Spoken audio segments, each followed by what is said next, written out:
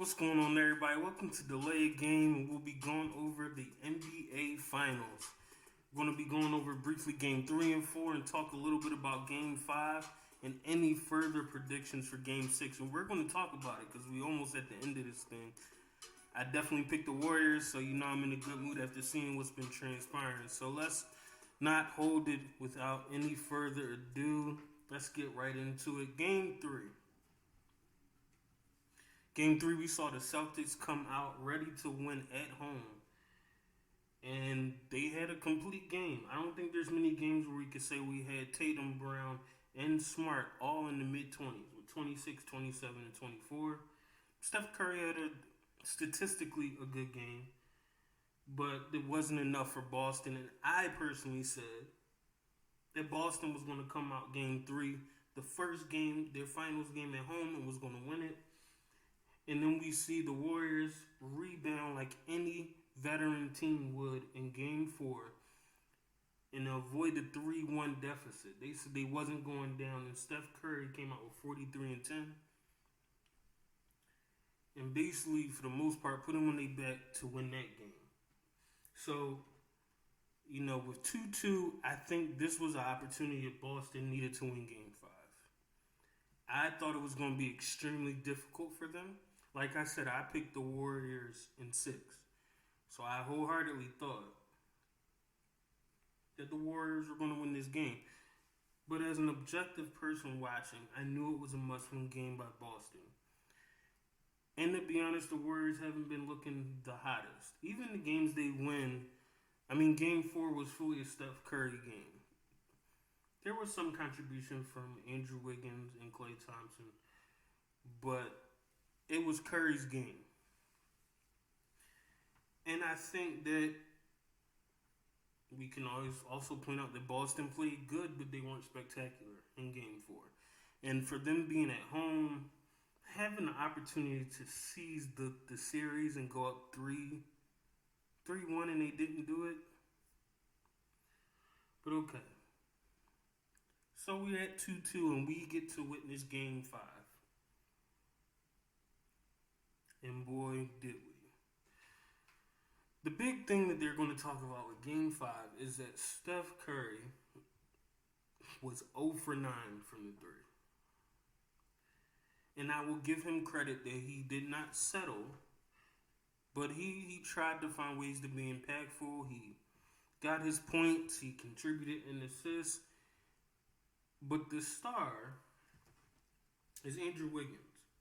And anybody who watched game 5 will tell you Andrew Wiggins, hands down, is the reason they won that game. Steph Curry was cool. Andrew Wiggins dominated that game in a way that I would say I didn't see coming. 26 and 13. And he made buckets at a key time. I think that was a game Boston could have won. Now, granted, the Warriors definitely were in the lead for most of the game, but if you have a game, after seeing the previous ones where Steph Curry's been playing pretty well, but you have a game like this, in which Steph is playing okay to bad, somewhere beyond, in between that. Bad in the sense that he didn't have a shooting stroke going. This wasn't a 40-point game coming. You have to.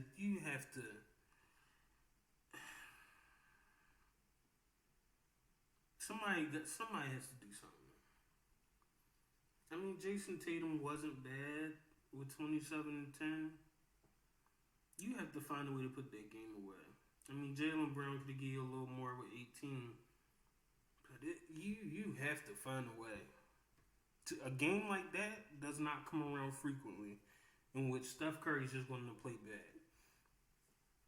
And I think they missed the opportunity because I think it's over. I picked the Warriors in 6, and I would be surprised if the Warriors let this go to a game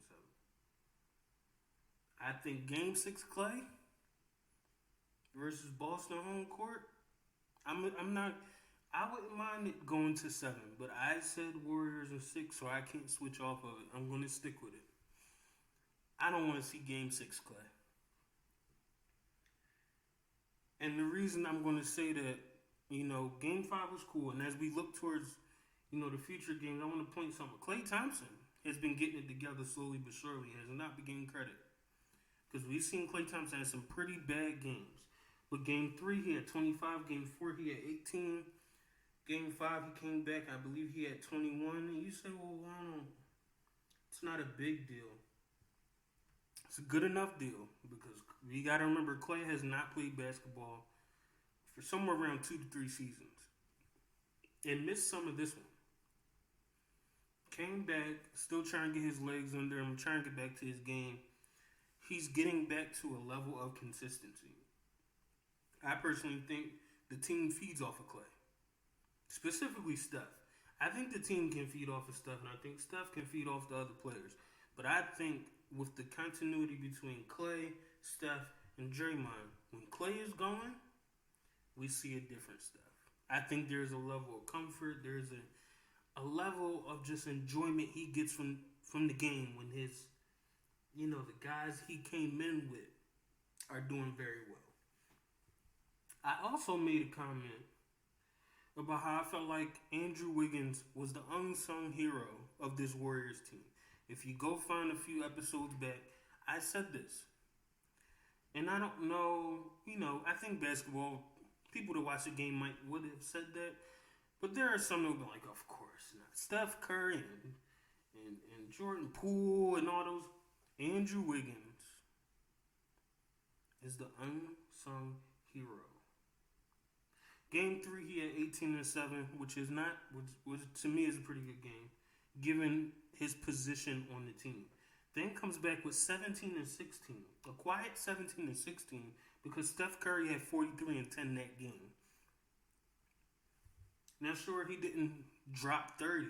17 and 16 is an impactful stat to me. And you impacted the game in multiple ways, given that he is not a primary option on that team. He is getting some touches and he is being more aggressive, but let's be honest. It's Curry, there's Thompson, there's Jordan Poole. I would say Draymond Green, but he has a tendency of having some of the worst stats I've seen on the stat sheet. So let's say at best, Andrew Wiggins is 4th. I think realistically, he's the second best player on the team. I understand when people thought of Jordan Poole. Andrew Wiggins, to me, at least right now, maybe this will change with Klay getting his footing back under him or Jordan Poole continuing to emerge in the next few years. Andrew Wiggins is the second best player on the team. He is a vital piece to that team. And I think he does not get enough credit. Now, am I saying he should be Finals MVP? No. We all know it's a foregone conclusion. It is going to Steph Curry. Many people will say Steph Curry is old one, and barring anything crazy, Steph is getting it. And I mean crazy in the sense Andrew Wiggins will probably have to have a 40-point game, and then they go to game 7, he'll do another one. It would have to be something ridiculous for Steph not to get it. That's a foregone conclusion. He is going to be the Finals MVP. But Andrew Wiggins, I think, got a bad rap when he was going to Cleveland, got traded to Timberwolves. He got a bad rap. I think they just try to call him a bust. They talk about his motor. That's, maybe he took some time to develop as a pro. The point is, he has found his place, and he's playing very well. With that being said, I think the Warriors team is clicking. I won't say Steph is clicking because he has his moments, and who knows what you'll get. I think he'll have a good game 6, but I don't think he'll be the reason they win. I think the Warriors team is clicking at the right time, and I don't know about the Celtics. I think the Celtics on paper, and I was having this discussion earlier, I think the Celtics on paper are one of the best teams in the league. I just think with their execution, they are not one of the best teams in the league. They just aren't to me. It's something about them as a unit, as deep as they are, as talented as they are. I do not think they are. So with that being said, I don't think they'll win this series, and I even have my reservations about next year because of the teams in the Eastern Conference, if healthy, and if they do improve at all. I don't think it's a foregone conclusion that Boston is just going to make it to the finals again. My opinion is that the Warriors, on the other hand, have just stumbled upon another championship window. Now, some might disagree with this point, but give me a second. I think that they finally have their core three back together. So that's number one. I think that their core three, they've released a stat about how they're undefeated when they're healthy together in the playoffs. It's a fair stat. Something about those three players works. And I had the conversation earlier with a brother of mine who told me, hey, Klay Thompson's washed, they need to trade him. Basketball wise, you might have a point that he's not the same Klay. But there is something about him in that three that you can't break up.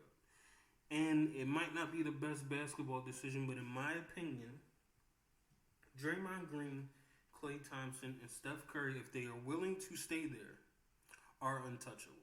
You cannot break up those three.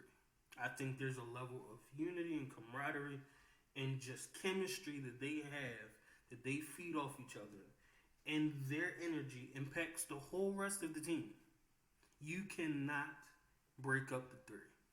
Especially if you win this year, you cannot break up the three that you have. So you got your core three. You got the three that has been present in all your championship runs. Or should I say have won all your championships. There has been injuries, but for the most part, these three have been a part of all their championship teams.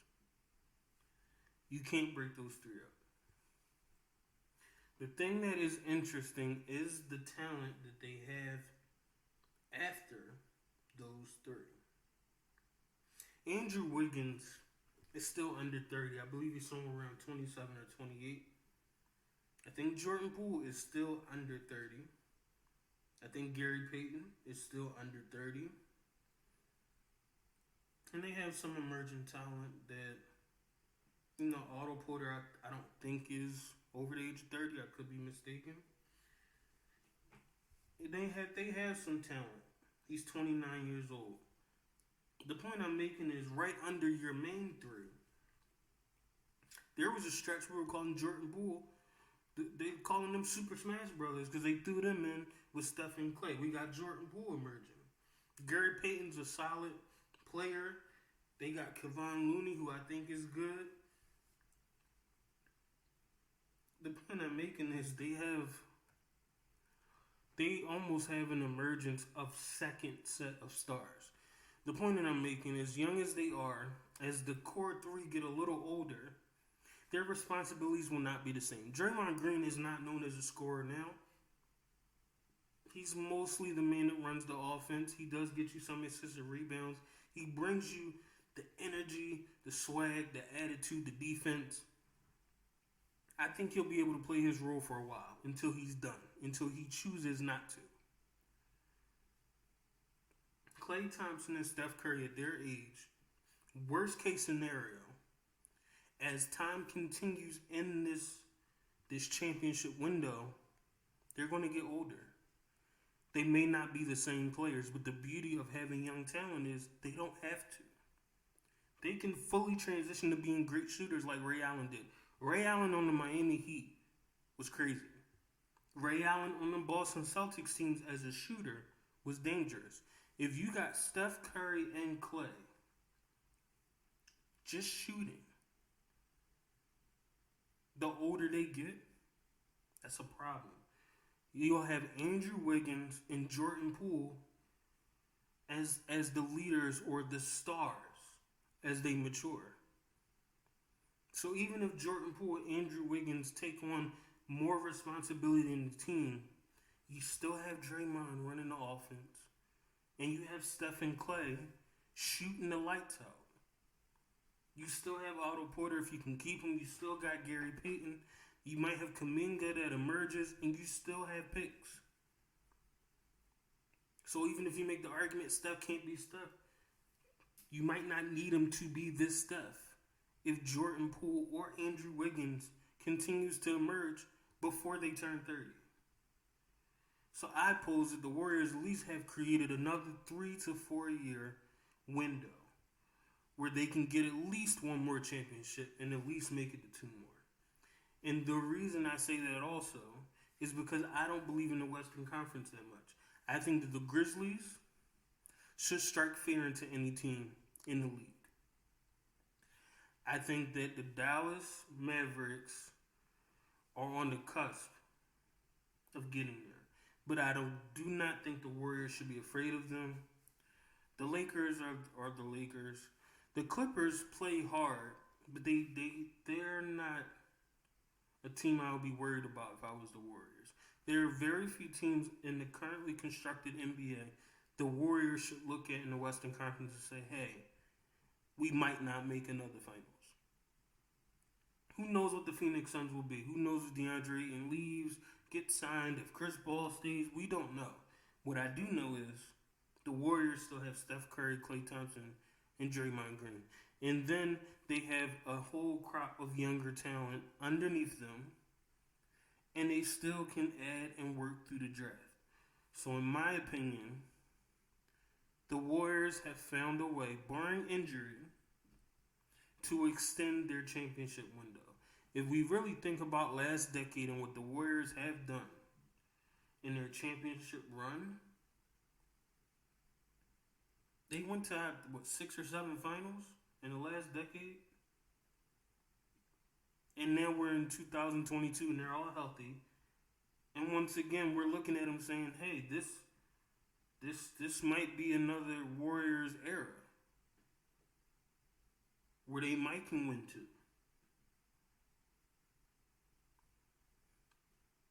I'm just saying, I think the Warriors have a shot and they have created or extended their championship window. Time will tell if they win this one.